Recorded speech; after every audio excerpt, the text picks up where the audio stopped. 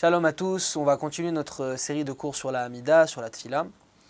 Donc l'autre fois on a vu la structure un peu générale de Avot, Gvurot et Kedusha. Donc on avait dit qu'avant de prier il faut savoir à qui on parle, qui nous a donné le mérite de lui parler. On avait expliqué parce qu'on est les enfants d'Abraham, Yitzhak et Yaakov, et donc on pouvait quelque part se permettre de s'adresser à Dieu, puisque lui s'est révélé à eux.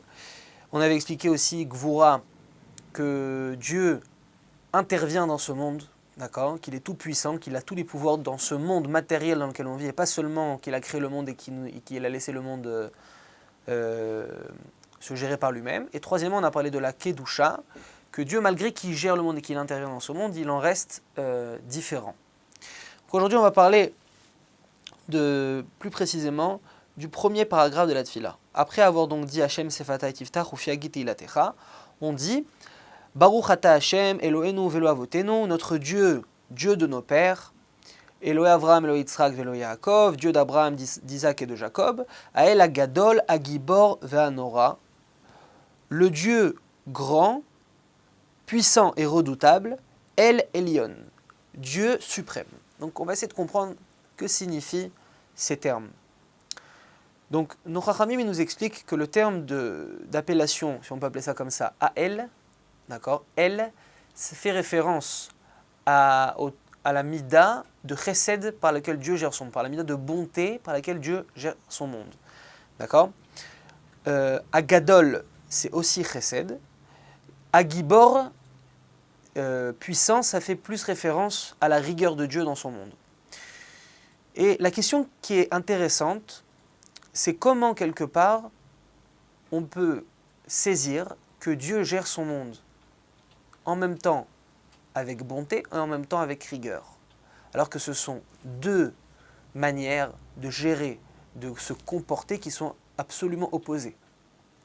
Donc pour expliquer ça, il faut d'abord comprendre une chose, c'est que c'est pas qu'il le gère autant avec recette qu'il le gère autant avec rigueur, mais la volonté primaire, c'est bien la bonté. Ça veut dire que Dieu n'a pas créé le monde pour faire souffrir les hommes, et Dieu n'a pas créé le monde pour nous mettre à l'épreuve et pour rire de nous voir souffrir sur terre. D'accord ? Dieu a créé le monde par chesed. Le Ramchal nous dit dans Derech Hashem que Dieu a créé le monde car il a voulu les étives. D'accord ? Dieu a voulu faire du bien. Et donc il a créé des créatures auxquelles il va faire du bien. Maintenant, il y a deux manières de faire du bien. Il y a donner le bien de manière directe, sans aucun mérite, et il y a proposer à l'homme d'accéder au bien par le biais de son effort. L'exemple qu'on peut donner, c'est on peut très bien donner à manger à un mendiant, et à ce moment-là, oui, il va pouvoir manger et ne plus avoir faim, mais ce pain qu'il va manger sera un pain de honte. Ce qu'on appelle dans la mystique juive, Nahama de Kisoufa, un pain de honte, puisqu'il va le manger tout en étant conscient que ce pain est un cadeau d'un autre homme. Donc il va se sentir quelque part rabaissé d'être dépendant d'un autre homme. Et il y a quelqu'un d'autre qui va faire une bonté qui est beaucoup plus grande, c'est qu'au lieu d'aller donner un pain à ce pauvre, il va lui proposer un travail. Donc quelque part, lorsqu'il lui propose un travail, le pauvre il a toujours faim. Mais quand il aura fini de travailler, d'avoir fourni tout son effort, eh ben, il pourra manger son pain avec fierté. La même chose qu'Ivyachol avec la création du monde. Dieu a voulu faire du chesed, mais pas un chesed dans lequel on aurait honte et dans lequel on serait quelque part non méritant de ce qu'on détient. Mais Dieu est tellement bon que non seulement il nous donne, mais il nous donne tout en méritant.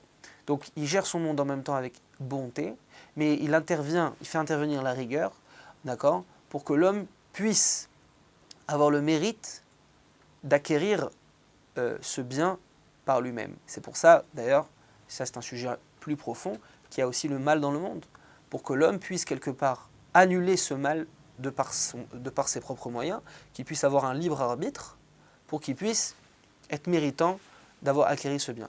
Donc Dieu, il est en même temps, il gère en même temps son monde avec chesed, en même temps avec bonté, donc en même temps avec rigueur. Et pour finir, on a dit El Elyon, Dieu suprême. C'est quoi Elyon ? Elyon, ça veut dire qui est au-dessus. On dit Aliyah. Elyon, c'est suprême, au-delà. Donc, une fois qu'on a expliqué que Dieu, il intervient dans ce monde, il ne faut pas oublier que Dieu, il reste quand même malgré tout au-delà de ce monde. D'accord? Ça veut dire qu'il rentre dans ce monde, il intervient dans le monde de manière cachée, certes, mais il est là à chaque instant. On dit même que chaque fleur qui pousse, chaque élément vivant qu'il y a sur Terre, et même dans le monde tout entier, il ne pourrait pas vivre si à chaque instant Dieu n'avait pas nommé un ange qui lui dit « vis ». Donc Dieu gère bien son monde à chaque instant, d'accord? Mechadesh betuvo bechol yom tamid. D'accord, on dit Yotzer Amerot le matin, que Dieu créait les luminaires. C'est pas qu'il a créé le soleil et tous les autres luminaires et qu'après il est parti. Il les crée à chaque instant. Donc il intervient, mais d'un autre côté il est Elyon. Et c'est justement parce qu'il reste au-delà de ce monde qu'il peut pousser cette réalité, qu'il peut pousser ce monde vers là où lui il veut. Ça veut dire qu'il intervient, mais il n'est pas influencé par le monde. Il intervient dans le monde, mais il reste le chef, il reste le maître de ce monde, et il pousse ce monde vers sa volonté, vers son idéal, petit à petit, avec le temps que ça prend. Shabbat Shalom.